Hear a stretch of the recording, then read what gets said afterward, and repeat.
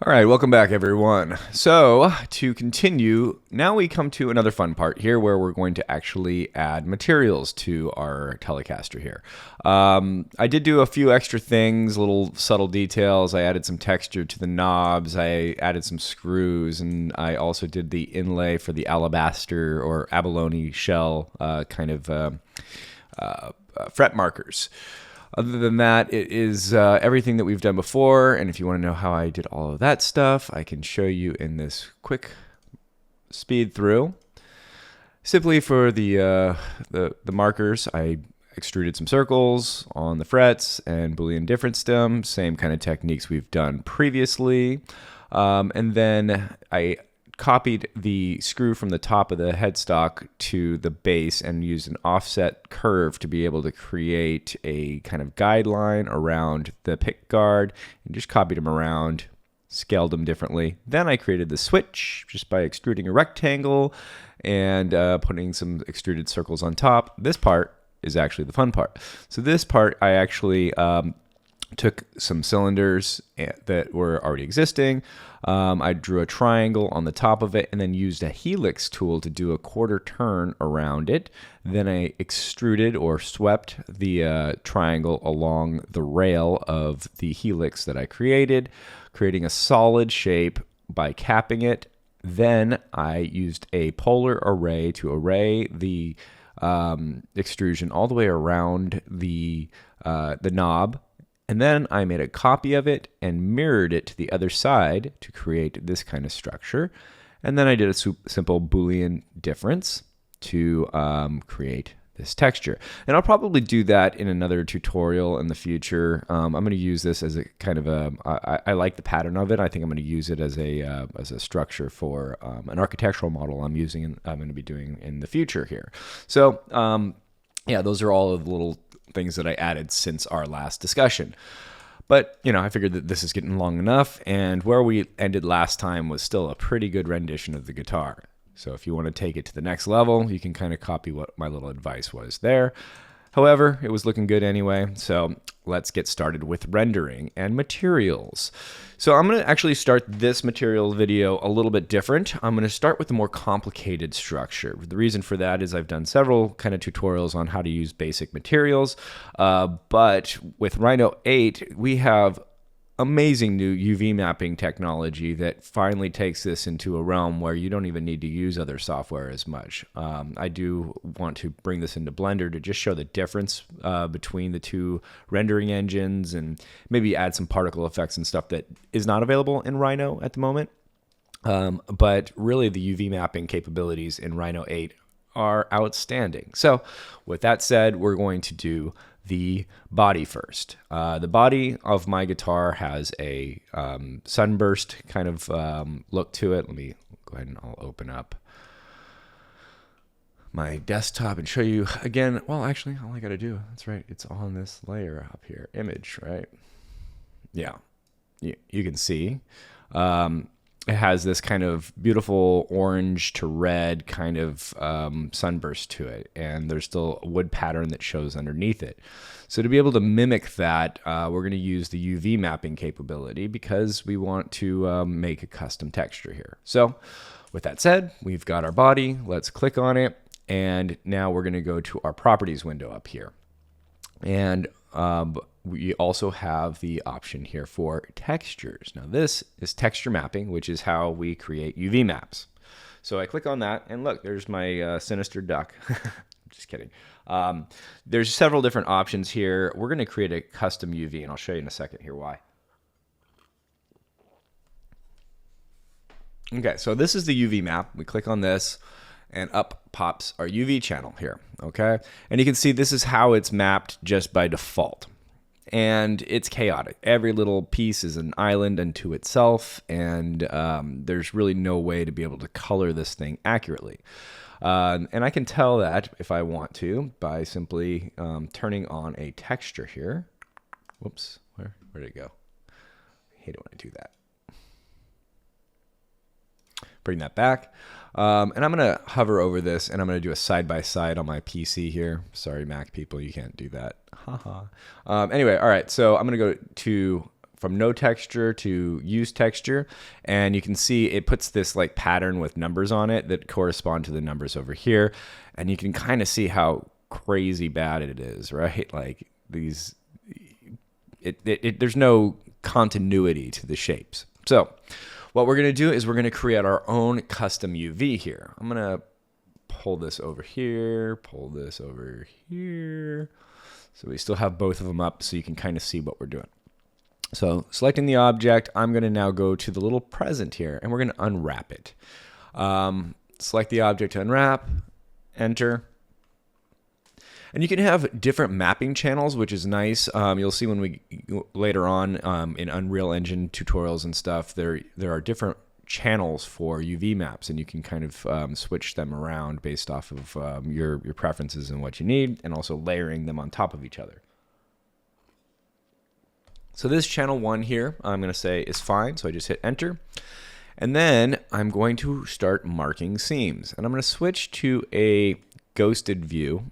Actually, let's go to a shaded view here. Shaded view. And I'm going to turn off this material here so that I don't have any distractions. And then I'm going to start picking what we call seams. So let me maximize this. And I'll close that for now. Okay. So we're going to pick what we call seams. So seams are just what they sound like. Imagine if you're making a pair of jeans or something like that, right? Like, so the template that you would make for the pair of jeans before you form them into a three-dimensional object are where you put the seams. Same thing with a 3D object. So we're going to create seams for this where we want the islands to be instead of having it just be that chaotic jumble of islands. So I want the top, I want the bottom, and I want the side pieces all to be separate. I am going to click here twice, and that kind of selects, double-clicking selects the whole seam as it is all connected. And then where it stops, you can kind of pick up, and I can double-click here, and we can check to make sure that we got that whole line. So being accurate here is kind of important. We can always come back and fix these later if something does go wrong. So double-click here. Just kind of bringing, see, that's all one continuous piece. If we were making jeans, that would be one panel of the jeans, right? And then I'm going to come down here, and I'm going to select this piece right here and right here. Don't accidentally select that one, right? Double-click here. Double-click here, here, there. So that's going to be another seam. And then I'm going to double-click over here to grab that whole area all the way around. Okay. And I'll double-click this area so it goes all the way around. Looks good. And then I need to kind of have a break in this seam. So I'm going to do a break there because it's a long strip and I don't want a giant long strip. So I'm going to break that into two different pieces. Okay. And then double click here as well. So this is more of an art than a science. You'll have to mess around with your object to find the proper seams, but I feel like it's way more intuitive than other software. And I'm super happy that Rhino updated this because it really sucked in previous iterations. Okay, and then I'm going to actually come in here and double click here to get this whole area that goes all the way around. And then I'm going to stop it right there. So we're going to have one seam that goes all the way this way, and then I'm going to stop it back here too. Oops. Control click.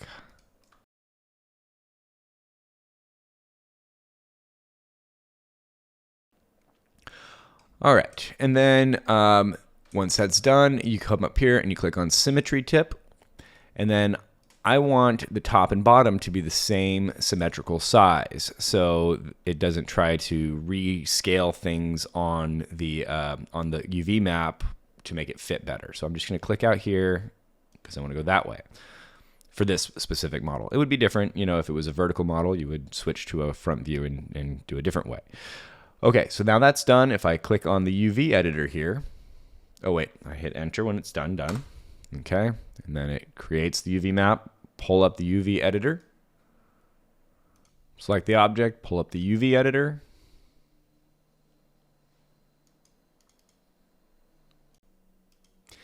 And then select the object, and we will pull up the UV editor here. Let's dock it side by side. All right, so I'm missing a piece here, I can tell, because I've got some attachment missing in the seams here. So you can now see, all right, so this piece is fine. So that's that whole section there. This is that whole section there. We have the top, we have the bottom, and we have this neck piece inside of here. All right. So this piece is an indication, and I'm kind of glad that it's messed up because it's an opportunity to show you how to go about fixing this. So now let's go back to our minimize this. Whoops.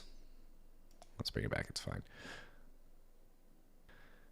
All right. In looking at it, it looks like it's attached by this little bit right here. So let's look at the object. So this is a good way to kind of diagnose where you're like, okay, well, this is attached weird. What's wrong with that? So zoom way in, right? And you can see it's right there, which is this part over here. So let's go ahead and go back to our side-by-side view here and pull up the unwrapping. Channel 1, enter, brings back this. And let's hover, Z enter, right around there. You can see it's this little one, right? Which is all there was wrong with it. Everything else is fine. All right, I'm going to actually get rid of that one because I didn't need that. And then I'm going to go ahead and hit enter again. And then select our object and pop this up again. Oh, now I didn't do symmetry, so that's also wrong. Okay, let's do one more time. But you can see that's now a separate piece, which is what we wanted. This separate, that separate, that separate. All of this looks good. This doesn't look so good. So bring back up that command. Let's go ahead and unwrap it. Channel 1. And now we do symmetry tip. Draw our rectangle and then hit enter. And now it's good. So this is our map. All right, perfect, finally. So that took a little bit of work, but it's, like I said, it's an art. It takes a bit of time. So now with this map, what we want to do is we want to arrange these objects based off of, like these strips are actually going to be hidden underneath another part. So I don't even really care much about them. So I'm going to actually just scale them way down. And this also goes for this rim up here, which is going to be also hidden underneath underneath a trim piece. So all that's going to be hidden under the trim piece. This part and these parts are going to be kind of crucial. So I'm going to rotate this so that the ends where they meet up together are going to be kind of next to each other on the map. These parts right here meet up together, so the colors are going to be very similar there. I'm going to select them and rotate. I'm not changing the scale of any one specific item by itself at the moment. This part is underneath the neck as well, so I'm not going to see that. So again, I can scale this way down on the map because it's not an important part of the map. Basically, your image, you want it to be as high resolution as possible in relationship to the objects that need the most detail. So the body is going to need the most detail, so we're going to have those be featured as the largest parts of our UV map. Okay, so next, select this object and we'll rotate it. Okay, I'm going to move it down. Move it down. I'm going to bring it real close to these. So I'm trying to create not too much negative space between them, but I also want it to be a straight line because in my next iteration of these, I'm going to draw boxes around them to create materials. So rotate this a little bit more. Bring it a little bit closer.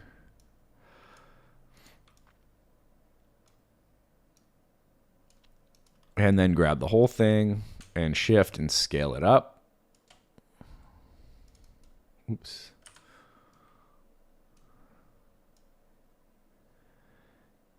And just make sure it fits on the map.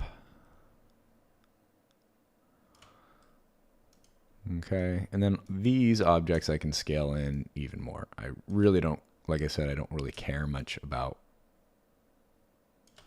the way they look. So those can stay right there.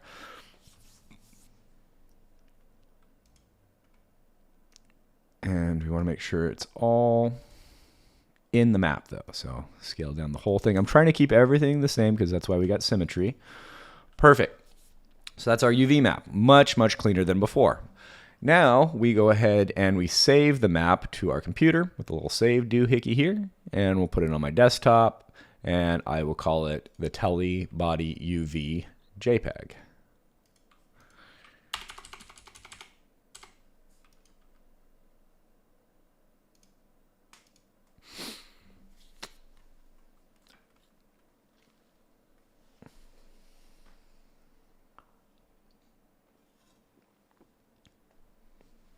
All right, so that's just our reference image, and I will, of course, save our save these to the folder that I have my file in. I always keep my files very organized, but right now this is just a reference, so it's fine.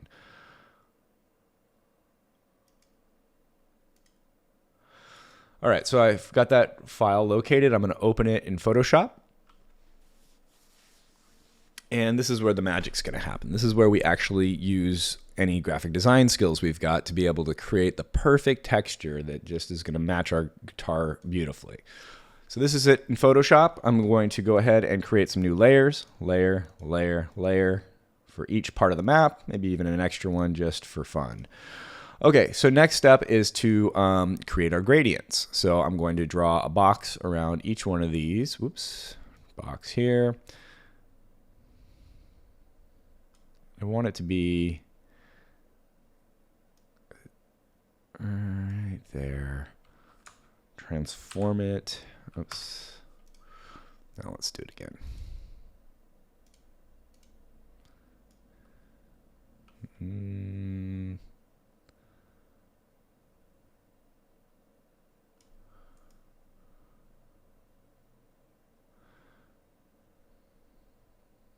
Okay.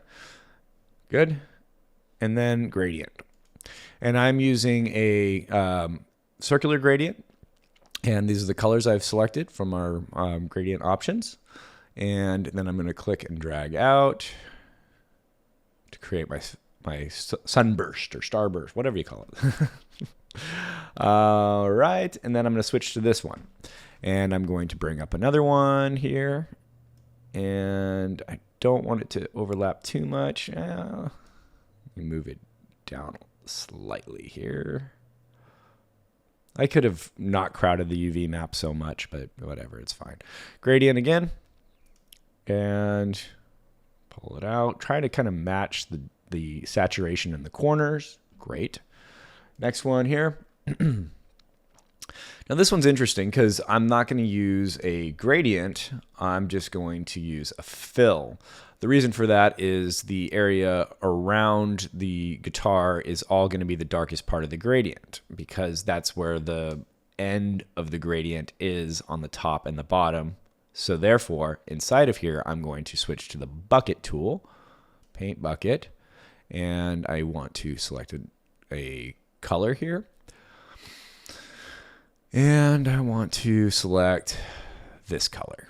Okay. And then hit G. All right. So that gives me that solid color. That matches up with the ends here. Perfect. So far, so good. Next, our final layer is going to be wood. So I have a bunch of materials on my computer in a folder that I call the materials folder. And it's materials I've created in the past. I just kind of warehouse them all in this folder on my OneDrive. I've got wood textures. I've got also what's called normal maps, which are maps of actual texture, which we can use on our objects, but that's not going to be until another later tutorial. Okay, so these are like my bathroom tiles and stuff. This plywood is what I'm going to use. So you can also look up seamless textures on Google. Just Google it, and sometimes you can find some that don't have watermarks. There's also a bunch of them in like Blender Kit. There's places where you can find seamless materials. So this I'm going to just drag over here. And then I'm going to increase the size of it to kind of fit. And a key thing about materials is you want them to be square, 1024 by 1024, also powers of 2, 1024 by 1024, 2048 by 2048, 2K, 4K, 6K, 512 by 512 at the smaller end. The reason for that is there's a digital conversion that happens in especially game software that is called that does what's called MIP mapping, where the further you are from an object, the less detailed it is. And by using square canvases, it allows for quicker rendering as you're moving through real-time rendering. So that's a side note, but we always use square power of 2 materials. Okay, so that's that. Next, let's go ahead and select these 3 layers here and change our fill to something a little bit lower so we can still see the wood grain underneath. Another thing here, I'm going to select this and I'm going to go Control T because I want my grain to go this way. So I'm just rotating that way.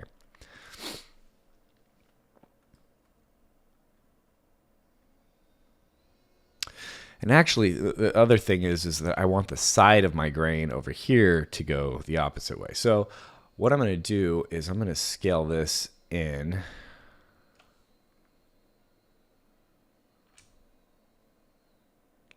This way. Control C, Control V to copy and paste it. Oops, let me enter. Control C, Control V. Okay. And grab this and Control T to transform it. I'm going to rotate it because the grain on this part is going to go this way.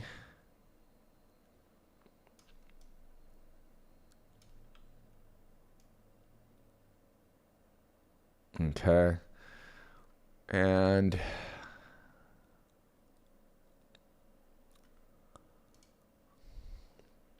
I want this to go on top of this. All right, so I've got the grain for the side going that way, the grain for the top and bottom going that way. Awesome. So, perfect. Okay, yeah, this is exactly what I want. So now I'm going to go ahead and flatten everything. I'm hoping that the overlap, let me double check here. Let me just turn these to off here. I don't want that. Yeah, that's fine. That orange is going to be okay. All right. Where that overlaps, I didn't want it to show up on my image here. So, okay, next step, flatten this out. Let's go ahead and merge visible.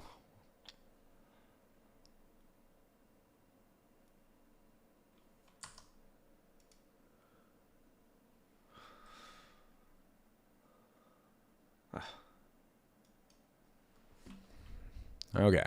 And then I'm going to save this as a PNG file. And I'm going to just call it telebody UV.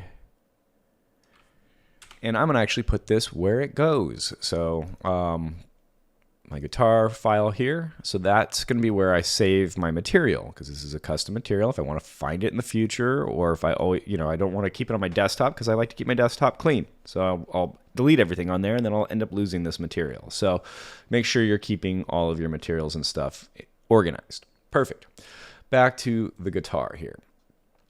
All right. So I'm going to close this, maximize this, put it into rendered here.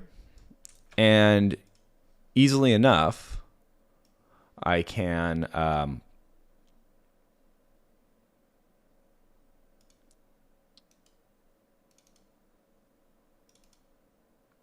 just drag and drop the material onto the object. Close this down.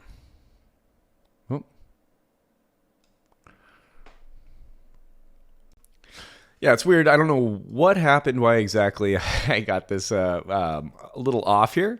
But the good news is you can always just change it on the UV map. So I just go back to the UV map here, and I'm like, what happened here, right? So I'll just select all of these.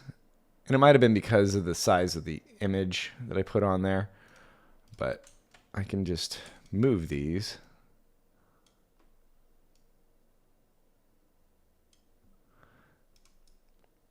Into space here. And then scale them down a little bit.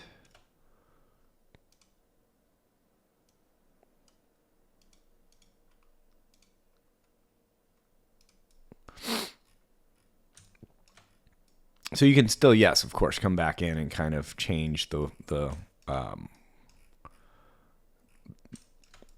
change things slightly.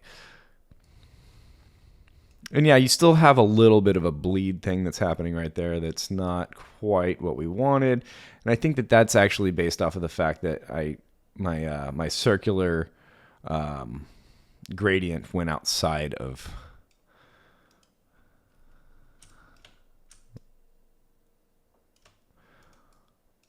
my image there. But it's going to be fine. I think, honestly, I probably will fix that just because I'm crazy like that. But you see how it works, right? So this is all done properly. You got the wood grain. You've got the beautiful top on there.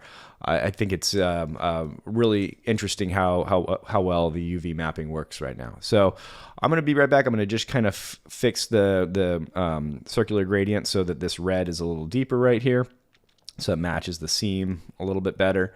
And then we'll move on to the rest of the materials, which will be far easier. All right, so that's looking better.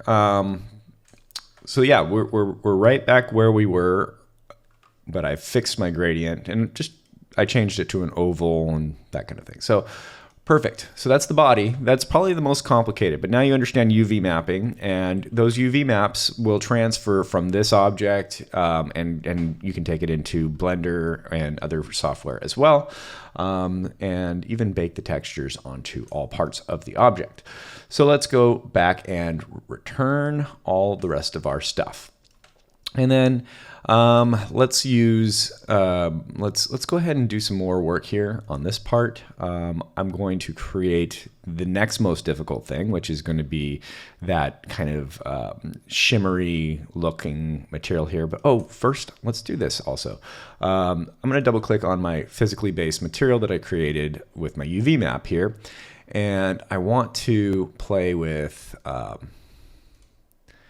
the roughness here. So if you lower the roughness, you get more shine to it. So now you can see nice polish. Like if I bring it all the way down, you can see almost a reflection on it. So roughness is cool. All right, save that like that. Maximize this window here. So next I want to create a material from this. So again, back to Photoshop.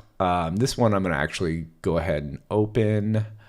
From my desktop, I've got the image of the guitar that I created earlier. I'm going to open that up, and I'm actually going to create materials from this.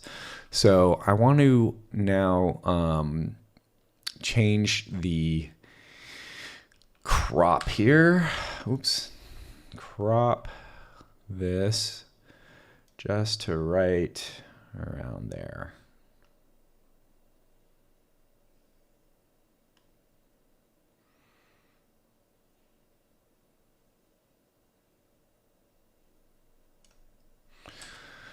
Okay, enter, Z, enter. Okay, you can see that's the pattern that's on top of this. Now I'm going to edit this and create a canvas. Image, adjustments, canvas size. Oh no, image, canvas size. And I'm going to do a 1024 by 1024.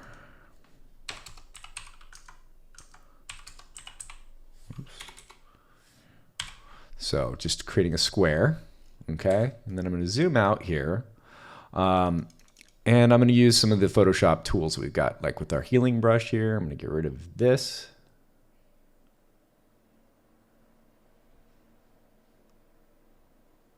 I don't know why I'm removing area. I don't want that one. I want the other one.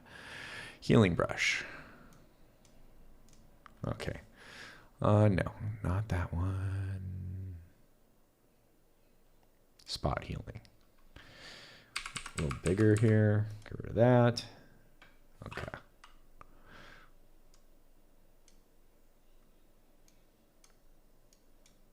Okay. Let's zoom out, and I'm going to move this down into this corner here. And then I'm going to do a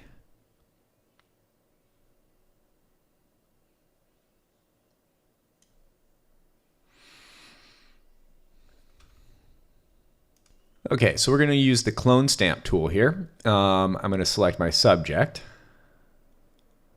Oops, I can't find my subject. Okay, well, let's increase my brush size. Right there. Oh, gotta hit Alt, duh. Boom. And then hardness, I'm gonna go up here, hardness all the way up. There we go. And then just kind of fill in.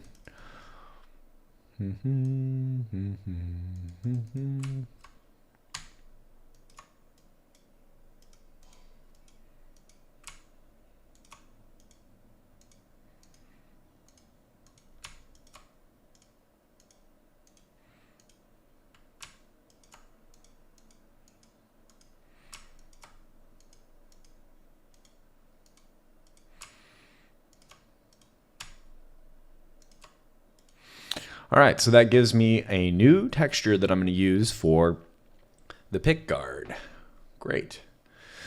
So all I got to do is save this as, and I'll put it in my folder with my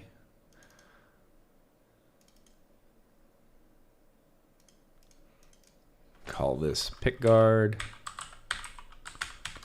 Okay. Cool.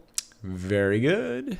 And close that down. Let's go back to our object here. And then simply drag and drop. Okay. So this is making a material actually from the object. So now the next thing I want to do is I want to double click on this physically based material. And I want it to be shiny, super shiny. Great. And I also want the material to be, we want to change the scale of it some too. Opacity, I can lower this down too. Nah, you know what, I'll leave the opacity pretty high. And then if I click on this, I can have it repeat. So if I bump this up to like 3 maybe, let's see, around there. There we go. Really gives us that look. Very cool. Okay.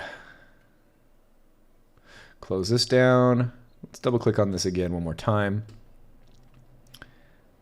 And then I'm going to actually increase the metallic to it. So it has a little bit of like a galvanized kind of steel look. All right, so that's the second hardest. And actually the third hardest is probably going to be the actual abalone kind of shell inside of here. And we're going to do the exact same thing we did before. We're going to go ahead and open up our open desktop. This one here. And zoom way in, find a nice kind of clean looking, you know what, I'm going to take a better picture of this. All right, so this is a little bit better picture, a little closer up. Let's go ahead and I'm going to use an elliptical kind of marquee tool here. Hold down, there we go. I'm going to kind of select just, select just this area here.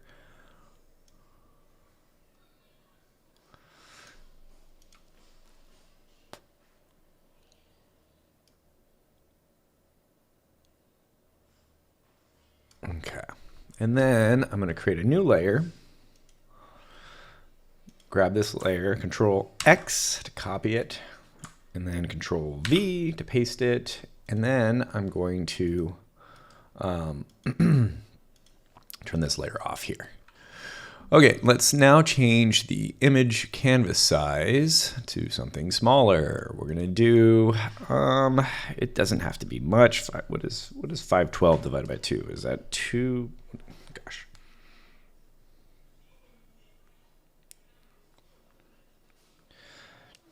$56. So we're making this a little bit smaller because it's going to be a tiny part. 256. Okay. Proceed. All right.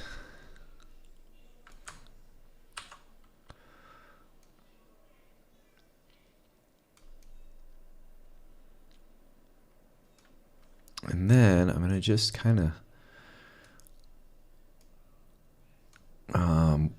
let's do the free transform warp kind of thing. Let's warp this thing. So edit, transform, distort.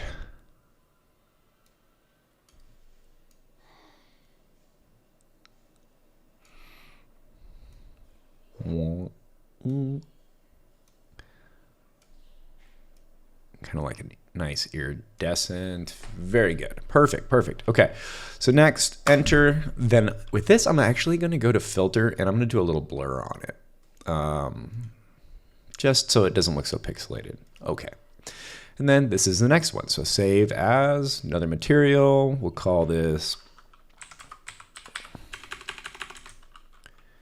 Let's put it in the right folder here.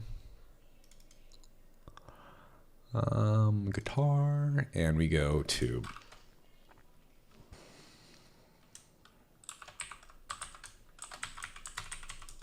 pick markers. Not pick markers, that's not the name of it. Whatever, I'm just gonna call it pick markers. Don't laugh at me, it's fine.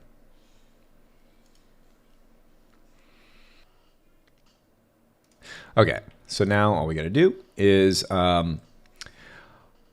copy it to one of these objects here. All right. And then we're going to go to the UV map for it. So again, under properties, this, and we're going to go to our UV channel. And then I'm just going to edit this, right? So which one's the top? That's the bottom. I don't care about that. So I'm going to scale it way down. And then I'm going to move it way over here. This is the side of it. We don't see the side. And then this we do see. So I want to actually increase the size of this so that it takes up more of my map. Okay, that looks good. And then maybe even rotate this some so that it goes whichever direction I want it to. And then I'm going to have to do that with each one of these. So, or I can just copy them, whichever is quicker and easier. It might actually be easier to just delete all of these and copy them in place. So like, let's see if we can do that. So I'm going to switch here to shaded. And then I'm just going to go through and just delete these ones. Because I'll have a hole that I can use as a reference point. So delete.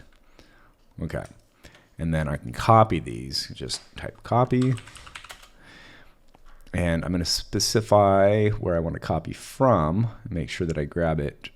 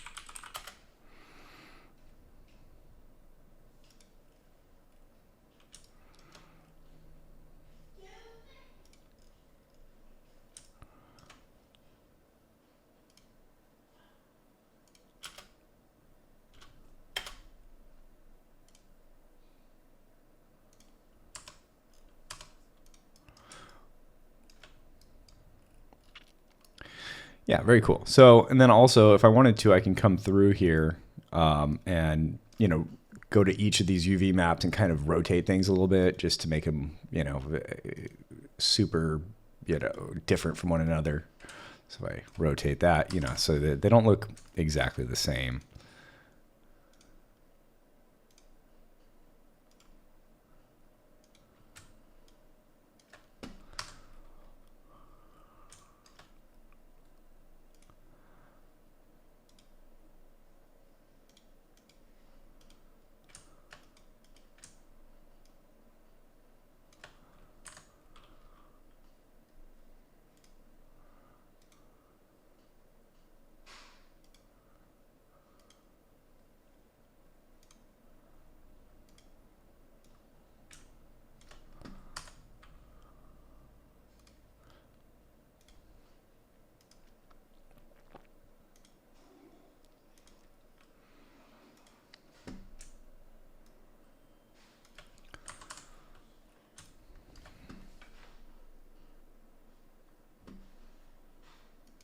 That looks pretty good, huh? All right, so then the last things we got to do are the easy stuff. Yeah, the wood on this is a little bit tricky, but not too bad. So let's go ahead and select this.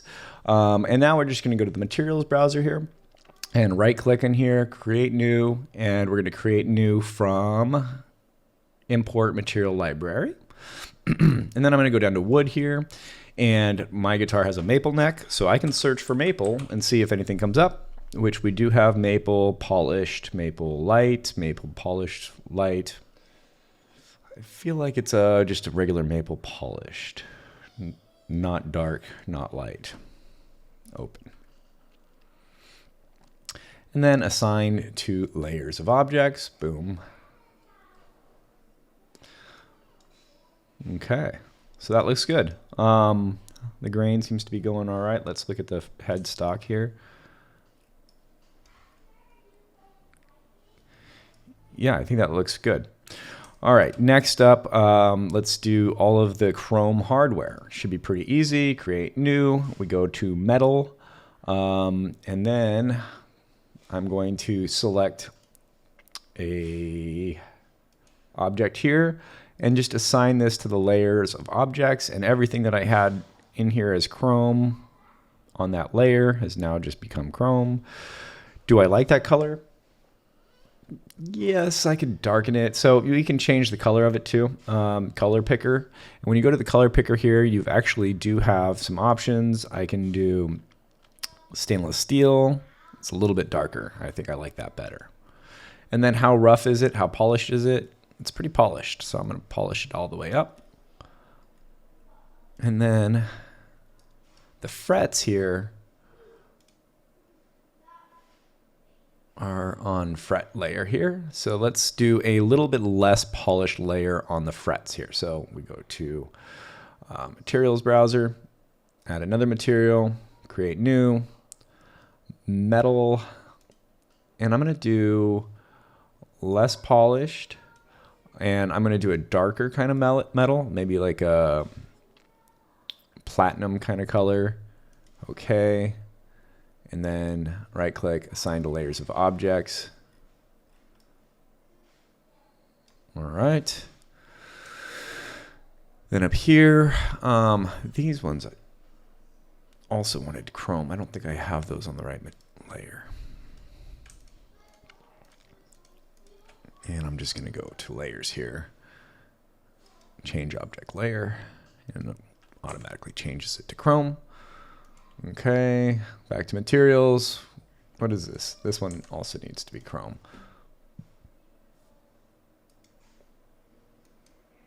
Okay.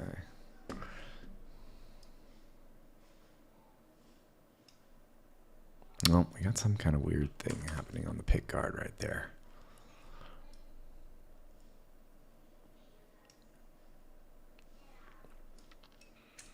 I'll have to fix that. Okay, let's see.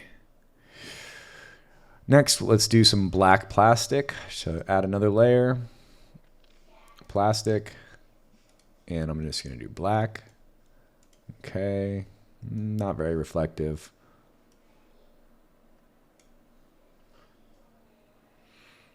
All right, and then these.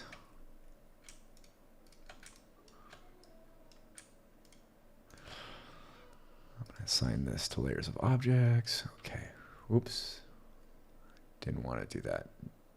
Control Z, because I feel like it changed. It just changed the strings too, which is fine, because that's on the default layer too.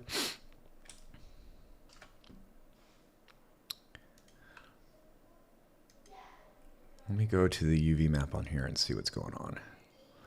So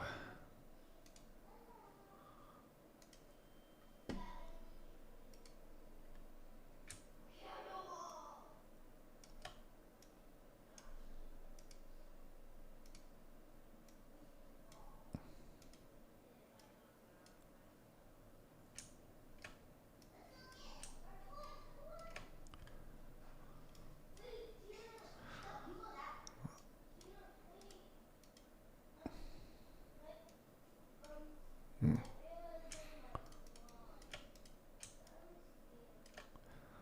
right.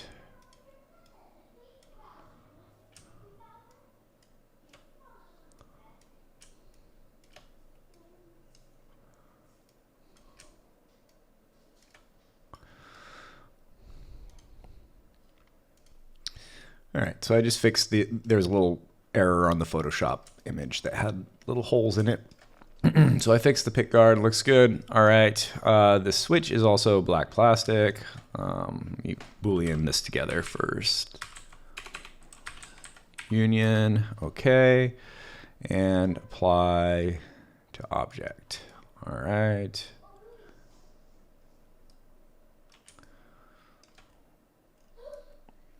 Looks good, looks good. Okay, did I get all, oh, I'm missing this one last material, which is kind of a white plastic. So let's create a new material from plastic. We'll just do a little off-white here.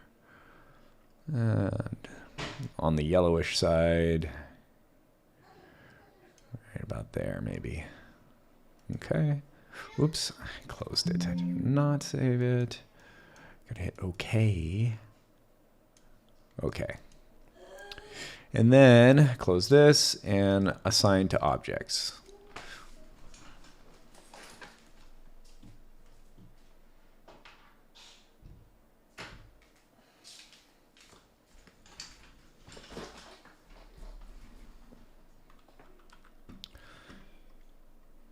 And then that same color is kind of up here too. So I'm going to assign this to that object too. Okay, cool. All right, let's move it over a little bit here. And let's bring back our layers here. Layer, image.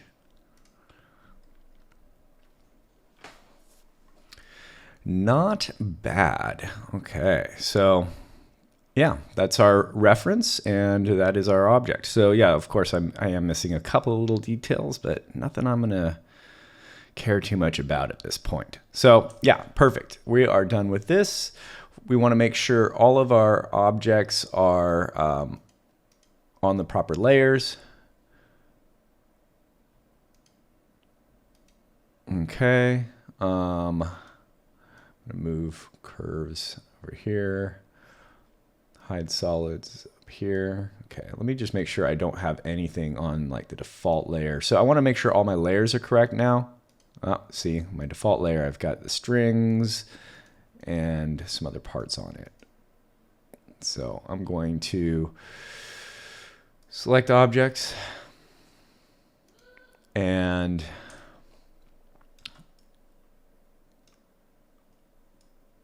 let's see what else is there. Not just those. Okay, so I'm going to grab these strings and I'm going to put them on a new layer called, you guessed it, strings.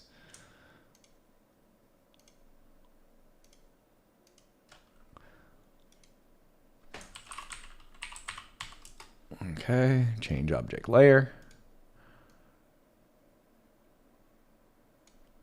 Perfect. So let's check all of our layers out here. So we've got markers off, strings off. Select the default layer up here so I can keep doing this. Neck.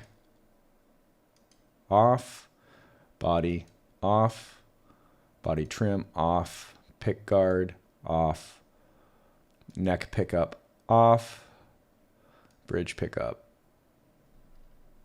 off, hardware chrome off, black plastic off, frets off, top bridge off, layer 5. I don't need a layer 5. I'm going to delete this layer. Delete this layer. And then what are you on? I'm going to call this...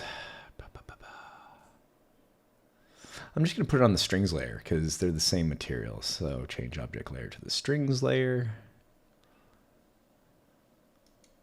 Okay, cool. Now I'm going to bring everything back. Strings, markers, neck, body, body trim. Okay.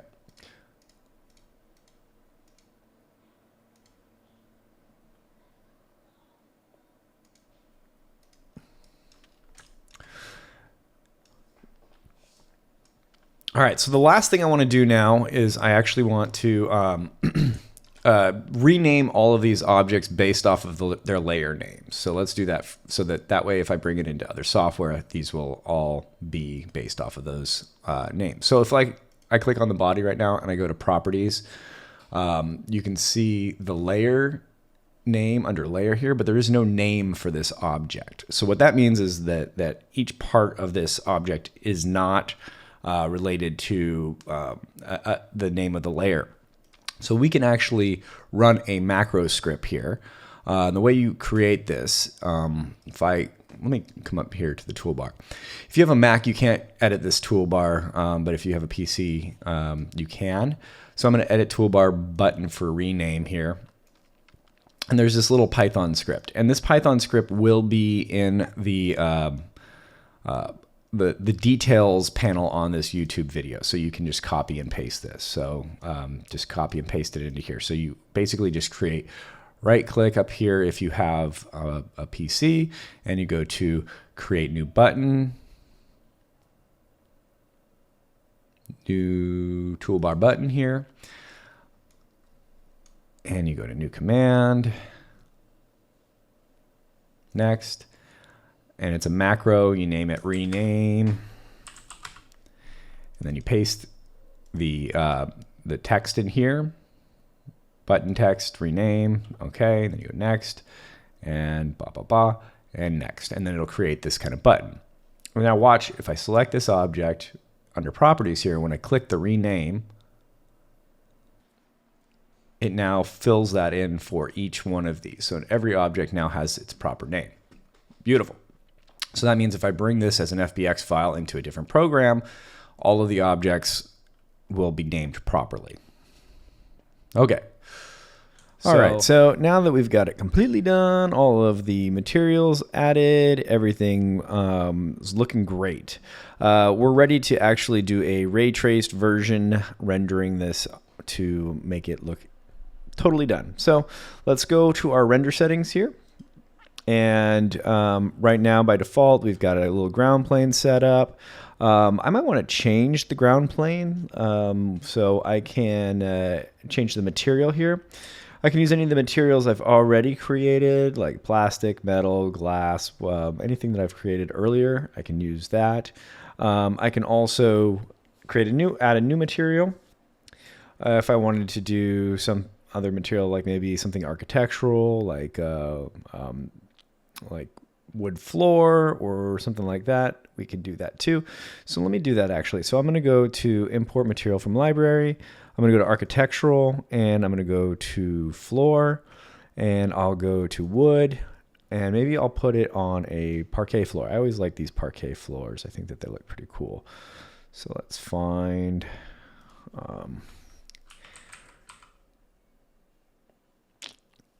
I wonder if there's one herringbone.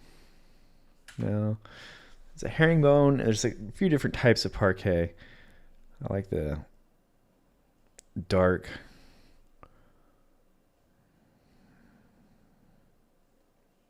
Yeah, this one with the shiny is nice. Let's add that. Okay. To the ground plane.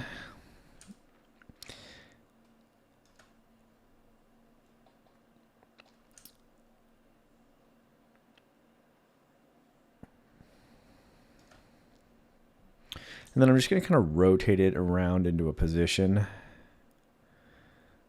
that I like, kind of giving it a little bit of sense of a depth here. And then I want to maybe change the reflections right now. These reflections are actually based off of a studio environment right here. I've created a custom environment actually from my house that I rendered in Blender. And you can do that under the environments here. And if you can create a spherical panorama or find an HDR, you can even find them on like Adobe Stock. If you just search online for HDRs, you can find images that you can bring in and use. And this is the environment I created here from scratch. I've talked about this in previous videos as well. You can kind of look into how to make that. But I'm going to use that as the lighting for this so that my chrome, what's reflected, will actually be reflecting the room of my house. So let's go to basic environment. This is the basic environment. Yeah, and you can even see the windows on the floor there, and I can rotate around it as well, and you can kind of see the lighting that's coming off of like the open doors from outside and all that kind of stuff from my house lighting. So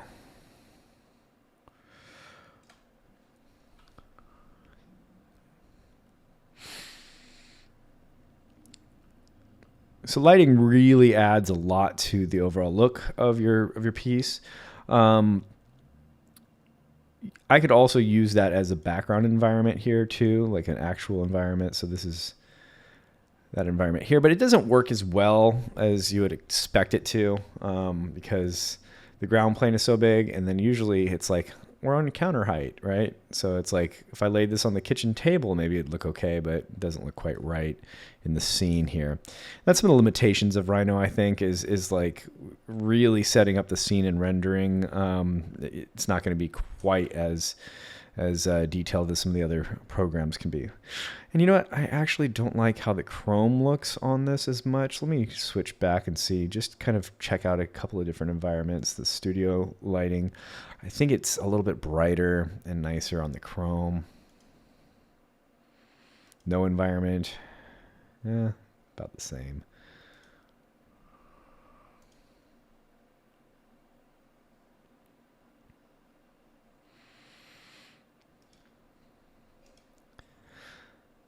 Yeah, I'm going to leave it like that. Okay, so the last thing we want to do is actually go to our render settings as well up here and change the size of this. So I'm going to do a 16:9 4K rendering with good quality 500 samples. You can bump that up even more. I mean, I can do 1500 samples. I've got a pretty good graphics processor in here. And then we switch to our render tab here, render tools. And I'm going to do a render preview first, and that way it's going to be a lower quality rendering, and it's going to give me a kind of an approximation of the what's in the scene, how my zoom's looking, all that kind of stuff.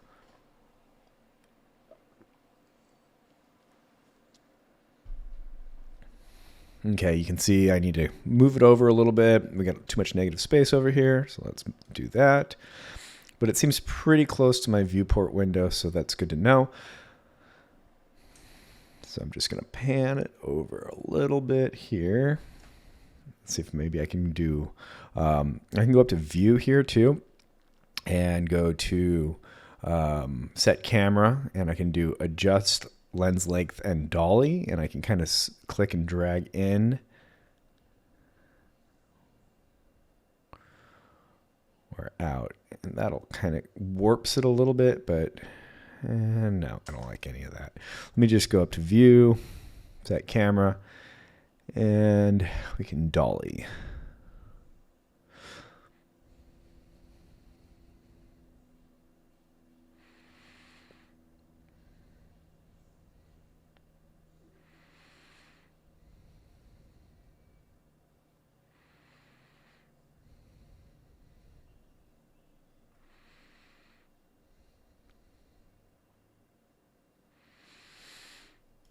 Let me go to standard here and go to the zoom tool. Maybe that'll just be good enough. I just want it to go a little bit slower.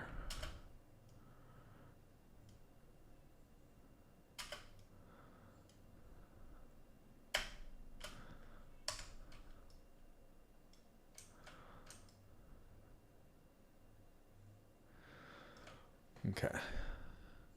That's a little better. The last thing I want to do is go to the properties window and adjust my focal length, maybe get a little bit of a blur in the background here. So if I do pick point here, I can turn on my f-stop here and pick my points that I want to be in focus. So I want here to be focused and all the way maybe to right there. Being focused, and then hit enter. So just clicking on the parts you want in focus and it'll automatically pick a f-stop for you. I'm going to toggle from rendered back to ray traced again so I can see how it looks.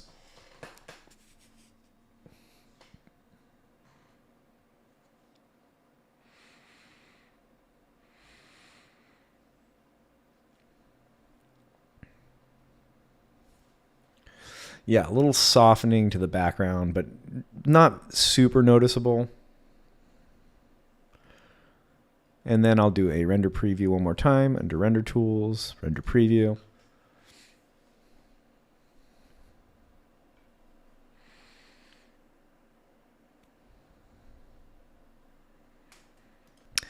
Now I'm in a little too close. I need to zoom back out a little bit.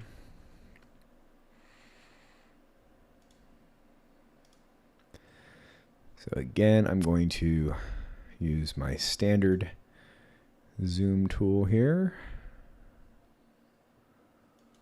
and just go back a little bit like that. All right. And now I'm just going to have faith and I'm going to go ahead and just click on this right here or type the word render and it will do the samples and go through the whole process. Depending on your graphics processor, or whether you're using a Mac or what, it's going to take a little bit longer to render the scene out in its entirety. I've got a 4090, so it should go relatively quickly, and you'll see the steps kind of jumping right here. If you notice that those steps are moving very slow, you might lower it down to good quality, or draft is okay too. It depends on what you're using it for. If not, find somebody who's got a good graphics processor and go ahead and render it on their computer. So once this is done rendering, I'll be back. And that's it. So looks pretty good, pretty photorealistic, not bad. In the last video we're going to do, as I said, was show you how I can bring this into Blender. And we'll kind of compare the rendering capabilities of Blender and talk about maybe baking all of these textures and materials onto the object. And, you know, just preparing it if I wanted to use this as like a game asset or something like that. But other than that, the modeling portion and materials portion of this is done.